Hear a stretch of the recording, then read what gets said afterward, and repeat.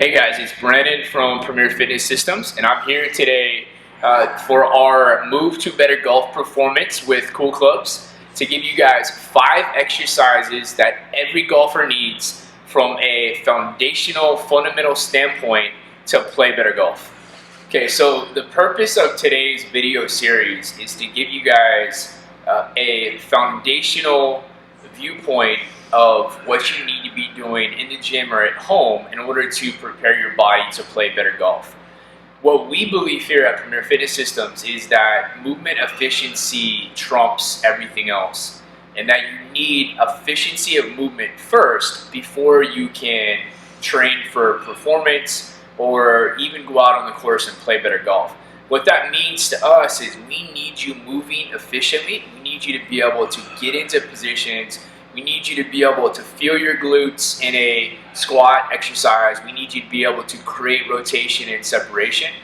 And a lot of times it's not just the exercise, but it's understanding what you should be feeling and what you should be accessing in a particular movement. Okay, first exercise in this series is we're going to work on just fundamental breathing. So when we think of good breathing pattern, really what we're doing is we're using the diaphragm correctly. Well, why does that matter for a golfer? Well, if your diaphragm isn't being used correctly, then it's really hard to get in the right positions, to get access to your glutes, to get access to your lower half, to establish a good connection into the ground. So breathing from a fundamental standpoint is number one, okay? When you think of breathing, think of rib and pelvis integrity. So really that becomes your core. Your rib cage and your pelvis need to be over the top of each other so that you have access to your lower half muscles, to your glutes, to your quads, to your hamstrings, okay? So the first thing that we're gonna go at is we're gonna go at this fundamental breathing from a 90-90 hip position. So here in the studio we have access to these boxes, which come in really handy. We typically put a pad on the top.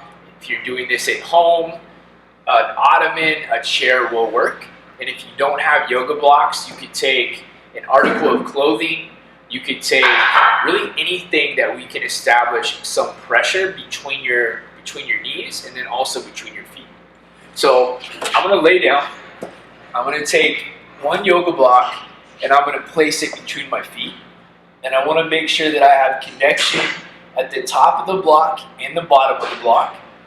My hips are going to be underneath my knees. So I'm stacked from my knees down. The second yoga block is going to go between my knees. In this position, first, what we want to do is we want to get a sense for where the ribs are. So if my ribs are up, I'm in extension. If I'm in extension, I'm going to lose rotation. Okay, that's extremely important. If you are in extension, you will lose rotation. And for a golfer, rotation is extremely important, okay? So I want to take an inhale in, I'm going to exhale, and I'm going to get my rib cage coming down, okay? As my ribs go down on the exhale, I should feel some core. So now what happens is that space between my back and the ground goes away, okay? Rib cage down on your exhale. Now you're going to sense your hamstrings and your glutes. So if I was pulling down into the box, into the pad, I start to turn on my hamstrings. Then I'm going to squeeze the block and I start to feel my glutes. So notice how my pelvis starts to come off the ground and I feel my hamstrings working, okay? Now from that position, I'm just going to start to cycle breaths. You want to inhale deep. You want to think about driving air into your waistline in a 3-dimensional fashion. And on your exhale, you want to drive your rib cage down more while maintaining your hamstrings and your glutes. So it's an inhale, exhale. And we're going to do that for a series of about 5 to 10 breaths.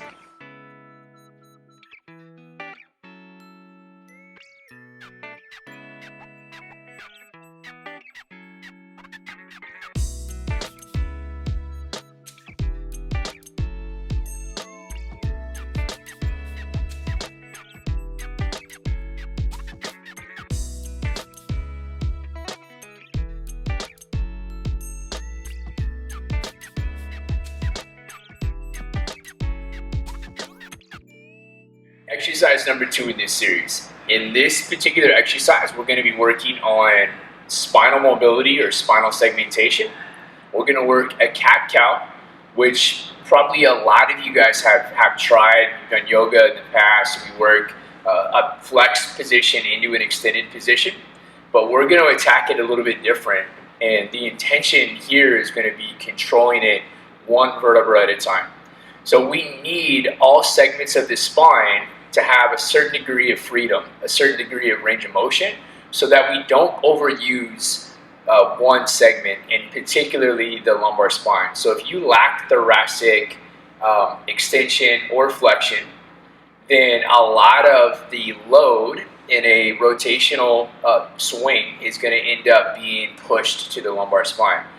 This is also really good for awareness of pelvis position. Okay, so we're going to use a wall for this. The reason I'm going to use a wall is I can get good feedback for my glutes and my hamstrings. When your hamstrings fire, they're actually going to pull your pelvis. They're going to orient your pelvis into a posterior orientation. So that is taking your butt from this arched position into a tucked under position, which is a little bit more favorable position to rotate from. Okay, so I'm going to put my feet into the wall. I'm trying to get my whole foot into the wall, but that's going to be hard. I want my hip to be over top of my knee, and I'm going to stack my shoulders. So my shoulders stacked over my elbow, over my wrist. I'll start in a flexed position. So here is good flexed position. And in this position, I want to find my hamstrings and my glutes so I can feel those muscles going. So I'm pulling my foot, excuse me, up into the wall. And then I'm going to start at my butt, start at my pelvis, and I'm going to start to untuck. And I'm going to come all the way up my spine into extension. Now, I don't typically have people look up because then I feel like we get kind of stuck at our neck. So I'll stop people here. Now I'm going to go back to my pelvis, and I'm going to start to bring my pelvis back into a posterior orientation and then flex all the way up the spine. So there's a nice flex spine. My pelvis is starting to go the opposite direction, all the way into extension, and then again from the bottom up. Nice and controlled and fluid. What we tend to see in this drill is the thoracic spine is very blocky, so it doesn't want to move. The lumbar spine will move easier. The thoracic spine will be stuck. So this is a good awareness drill to start to be able to feel that part of your spine move more. And again, the intent here is to try to control one vertebra at a time. I always think of it as like a wave. I'm waving up the spine into full flexion. I'm waving from the bottom of the spine back up into extension, nice and fluid and strong. You'll feel your core firing, and you'll feel your hamstrings and your glutes in that posterior position or flex position. In this particular drill, we'll go through 10 full ranges with as much control as you can, and just continuing to cycle good breaths.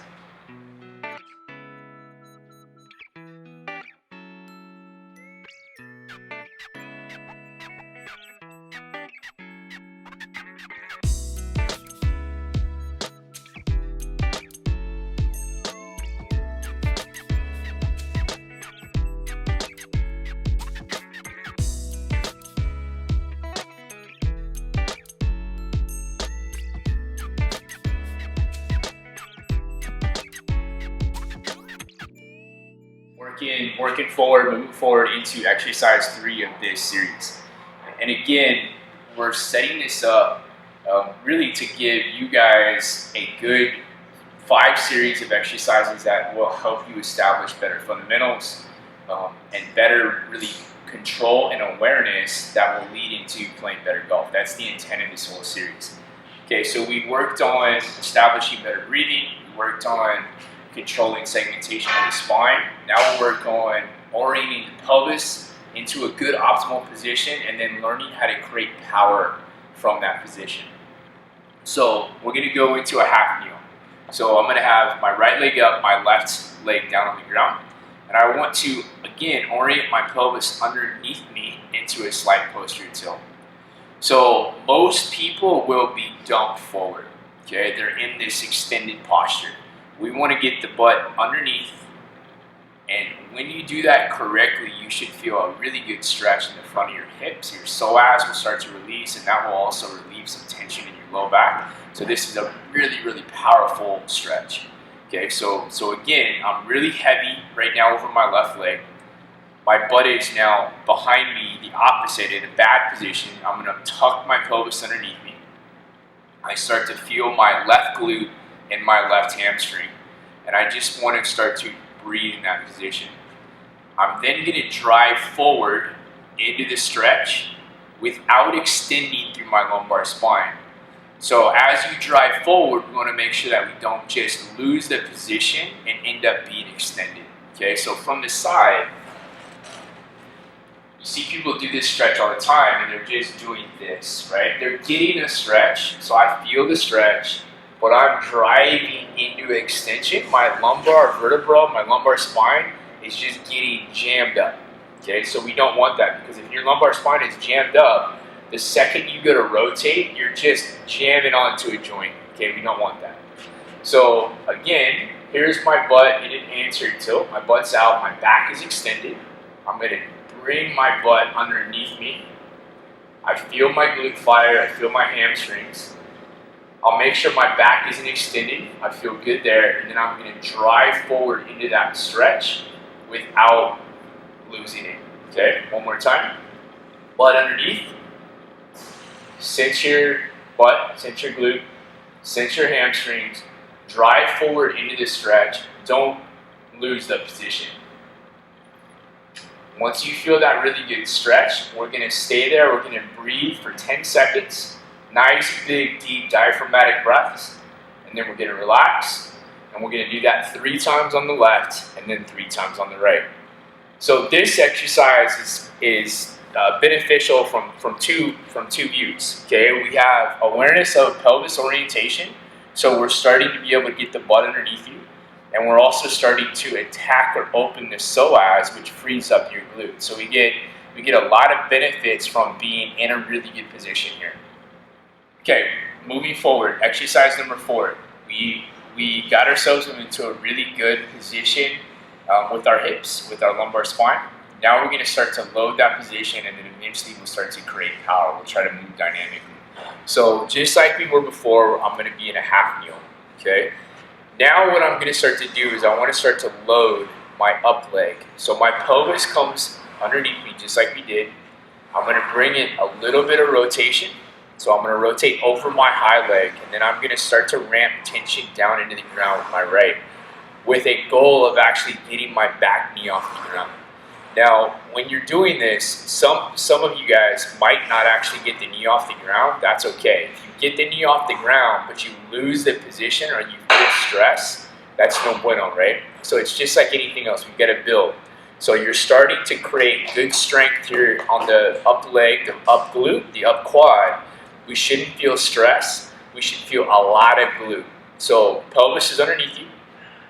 I'm going to add rotation without extending. Okay, add rotation. I'm starting to ramp tension down into the ground with my right leg. I have to lean forward a little bit, and then I'm going to pick myself off the ground. I'm imagining that I'm putting a hole through the ground with my right leg, and I'm going to set it down. So for this one, we'll start out with 5-second isometrics, and let's do 5 reps on the right, 5 reps on the left. Okay, you should feel butt. Okay, if you're getting butt, that's really good. From the side, right leg comes forward, pelvis comes underneath you. Okay, I'm not extended. Extended looks like this. Butt underneath, nice and strong. I'm going to rotate. I'm going to start to ramp tension down into the ground with my right leg. Notice how I have to lean. Okay, I feel my right leg, my right glute, and then I'm going to lift, and I'm holding for 5, 4, 3, 2, and 1. Relax. It's pretty normal that you will get some activation of the trail hip That's okay as long as there's not stress. But ideally, we're getting that lead leg, that front leg, that glute to fire. And we're building some really good strength, some really good stability, so that when we go to be dynamic, we go to swing, you're more solid in that dynamic range of motion. Okay, last exercise in this series, we're going to start to get dynamic. So this series does build. We work on breathing, we establish really good positions, we get better control over our spine, we gain awareness of our spine, we orient our pelvis, we gain awareness of our pelvis, and then we need to load those positions. So we're all about getting stronger, we're all about building power. We just don't want to do that with sacrificing position. That's how people get hurt. So we need that good efficiency first, and then we can get stronger and more powerful. So in this series, we're going to work on creating some power, some speed. So in that same half kneel that we just went through, okay, butt underneath me, I find that position, I get nice and strong.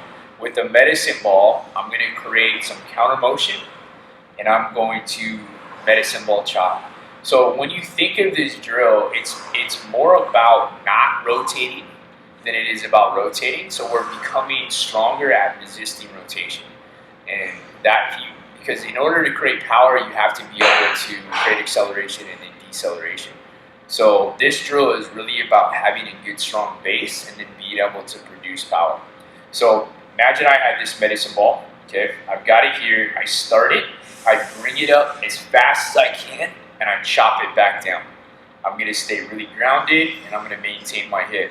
What you don't want it to look like is this, right? That's like you extending in your golf swing, whether it's on your backswing or your follow through, you're losing position, you're swaying, you're all over the place. So this is a really good drill to start to work on creating a good solid base. Okay, so again, I find that good hip position, I take the ball, I bring it up, I think about keeping my rib cage down, I chop it down hard. Now we can do this into a wall, you can do this with a partner. It's not something you're going to just do out in the open in the gym, but with a wall we can do that. So if I was to do this at full speed, I'm going to take the medicine ball. This is a 8-pounder, which works. Okay, I'm grounded in my right leg. My hip is underneath me. I take the ball out front. I'm going to brace my core. Inhale. Exhale. Let it go. I didn't extend, or at least I think I didn't. Right, so there probably looks like not a lot of range of motion, but that's really what we're trying to do. Is we're trying to create a really good, strong, almost like a rubber band effect without extending. If you extend, you'll lose a lot of your power. So again, the reference point of this exercise is less rotation, more about creating a good, stable base. When we do this, we'll go 10 repetitions both sides. So again, you have a wall, you're against that wall, you're a little bit off the wall, take it, slam it, it's going to come back to you. You do that 10 on the right, 10 on the left. In this series, you could go through this 2 to 3 times. So you could go through each drill, work through it, and then go back through it. That would actually be a really, really good warm-up prior to training, so prior to lifting. Or on a day where you're just trying to prep and prime your body to play golf, this could be a good circuit as well.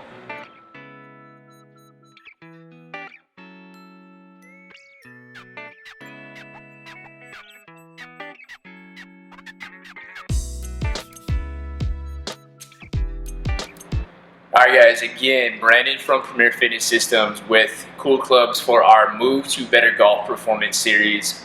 We appreciate you guys tuning in and watching this. If you like this video, go ahead and subscribe to their channel, subscribe to our channel. We're going to be doing this more. We'd love to hear your feedback. If there's things that you're interested in learning about, if you don't like the video, let us know too. But our primary goal here is to help you guys play better golf. What Cool Clubs does better than anybody in the world is they get your club fitting dialed in. Our goal at Premier Fitness Systems is to be the best in the world at helping really everybody do what they want to do. And a lot of our clients happen to be golfers. So our goal is to educate them, to train them to be able to play better golf. So again, Brandon from Premier, hope you guys enjoyed the video, and stay tuned for more of these videos.